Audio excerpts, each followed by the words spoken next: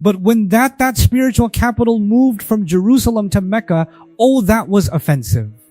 This is the mindset that was reintroduced to us in a new way in the teaching of the Prophet ﷺ. And I believe one of the wisdoms of doing that is because Muslims, centuries later, millennia later, they're going to find themselves on the wrong side of this.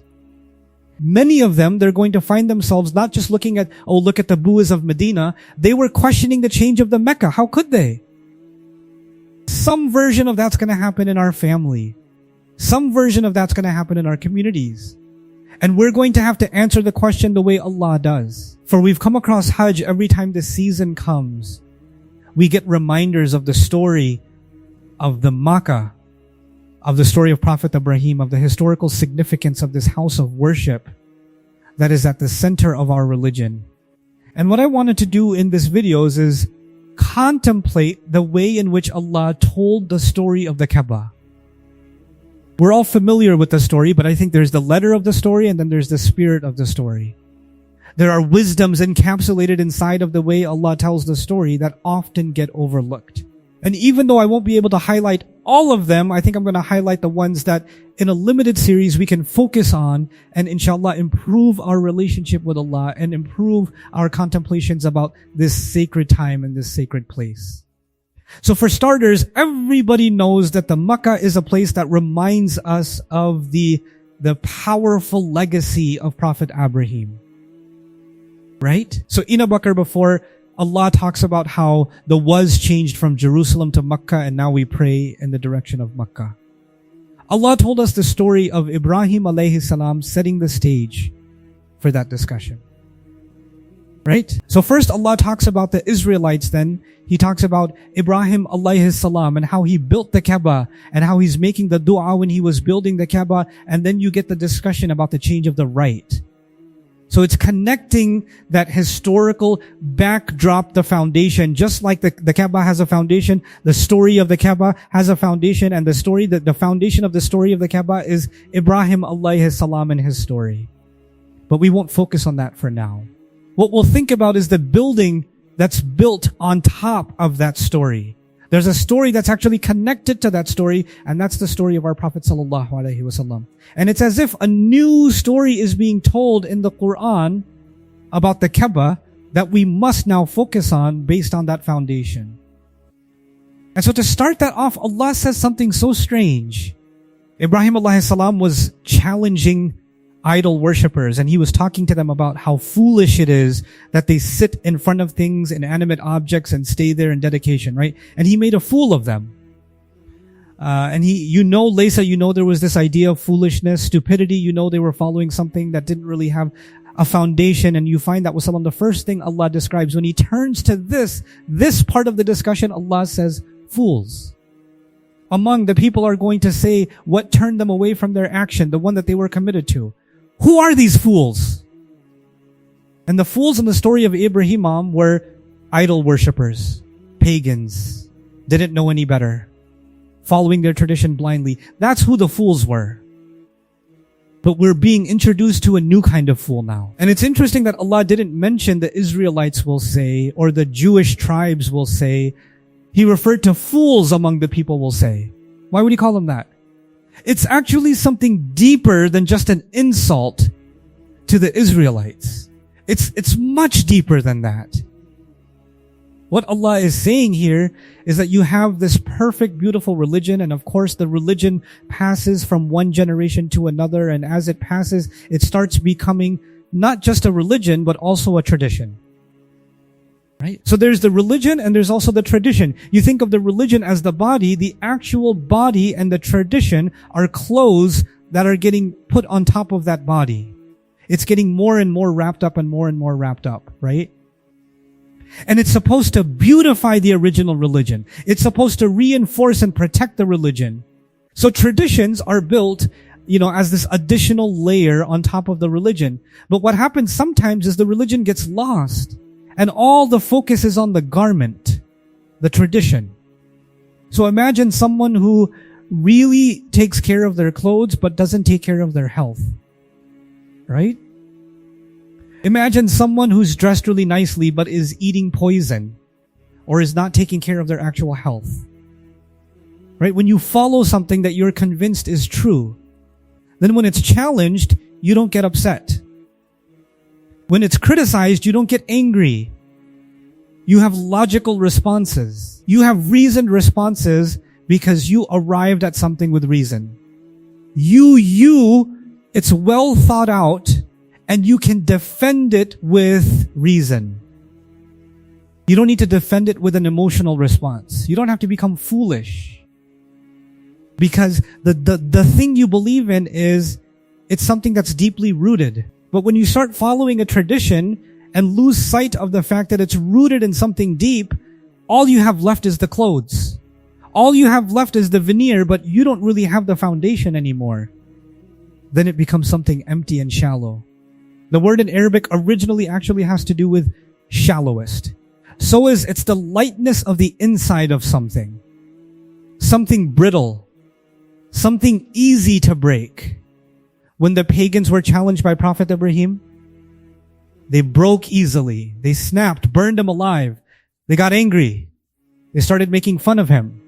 That was actually proof that what they believe in isn't very rooted in something deep. That's why the Prophet ﷺ never loses his composure when they make fun of the Quran or they make fun of him or they make criticisms of the Quran as poetry or anything else. Because what he believes in and what he stands by is rooted in reason.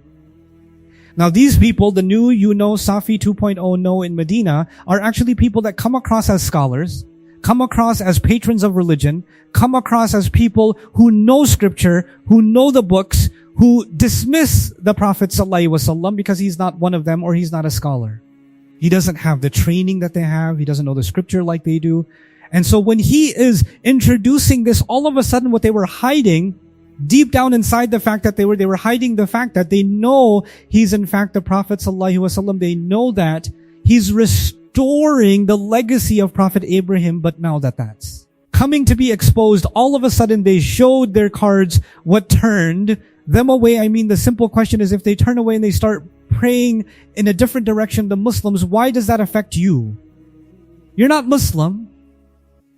If they pray east, west, north, south, if they pray up or down, why do you care? You only care if this is exposing something that was wrong with what you were hiding.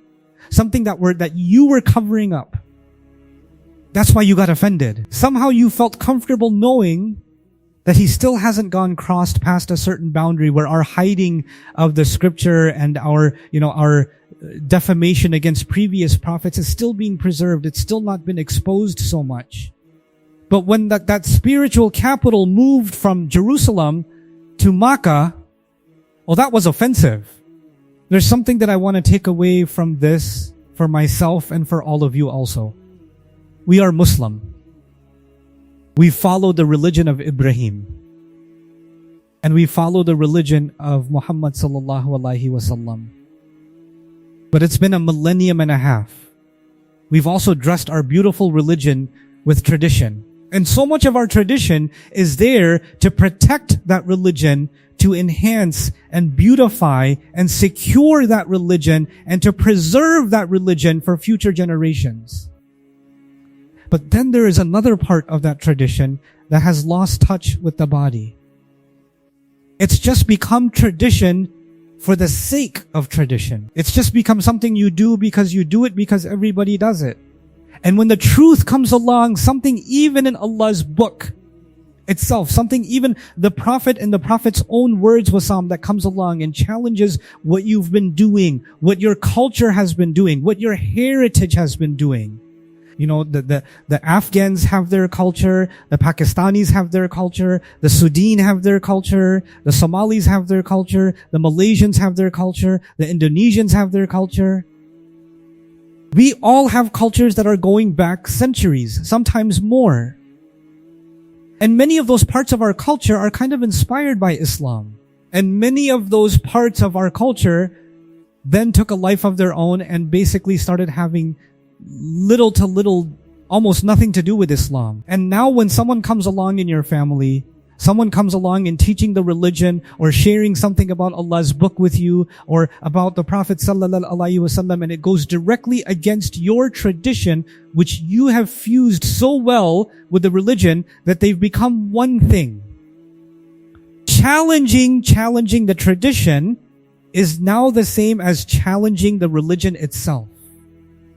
Right? So you come across and say your version of that. What's wrong with them? Why are they doing things different? What is this? And this is actually something Allah was teaching us through Prophet Abraham and retouching us through the Prophet sallallahu wasallam. It could be pagans that know nothing about Allah that could challenge you and question you and criticize you for believing what you believe. And it can also be people that are very knowledgeable in scripture, that have tradition, that are supposed to know better, that are going to challenge you and come after you because their tradition is being challenged. This is when tradition itself becomes sacred instead of tradition being something that protects the sacred. Right? Now you're protecting the tradition even if you're attacking the sacred. Right? It's the other way around. The clothes are supposed to protect the body. The body is not supposed to protect the clothes. You don't compromise the body for the clothes. This is the mindset that was reintroduced to us in a new way in the teaching of the Prophet sallallahu wasallam. And I believe one of the wisdoms of doing that is because Muslims centuries later, millennia later, they're going to find themselves on the wrong side of this. Many of them, they're going to find themselves not just looking at, oh, look at the is of Medina. They were questioning the change of the Makkah. How could they? Some version of that's going to happen in our family. Some version of that's going to happen in our communities. And we're going to have to answer the question the way Allah does. Tell them the East and the West belong exclusively to Allah. I love the statement because it's not just about the direction of the prayer, but it's all cultures encompassed, right? The East and the West, the whole world. Allah owns all of it. And He said who He guides whoever He wants. You see how the ayah began with the plural fools among the people was mentioned, plurals were mentioned. But by the end, Allah says He guides whoever He wants individually to a straight path. Because those who commit themselves to a straight path and are willing to challenge the wrong parts of their tradition, they're able to do that. Those are always going to be singular individuals. They're never going to be in the minority. They're always going to stand alone and they're going to have to take a stand. So Allah is telling us that those people, Allah will decide whoever is going to be committed to the truth and not be afraid that Allah will guide them to a straight path. May Allah make all of us from among them, and may Allah help us realize in which way are we on the wrong side of the spirit of this ayah and bring ourselves to the right side of it. I'd like to thank all of you for joining me in this series and allowing me to share some reflections on the ayat of the change of the law with you. This was a glimpse of a few reflections, but I've actually done quite a deep dive into all of these ayat. And I'd really encourage you to study the full-blown study of these ayat along with me, which alhamdulillah by Allah's grace is available on the Revealed app now. You can just select whichever ayah and look at all of my notes and listen to the concise commentary also. So I'd really like to encourage you to become part of the Revealed app family.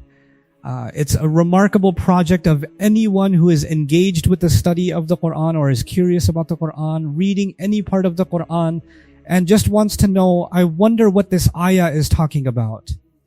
You can just hold down the ayah and you'll get my notes, and you might even you also get my concise commentary on it. So I'd really encourage you to become part of this revolutionary study and this revolutionary resource that can really help develop a very good bond between you and the Quran, and also a really great way for me to gain insights on what kinds of things are on your mind as you post your questions. Thanks so much, and I hope to see you.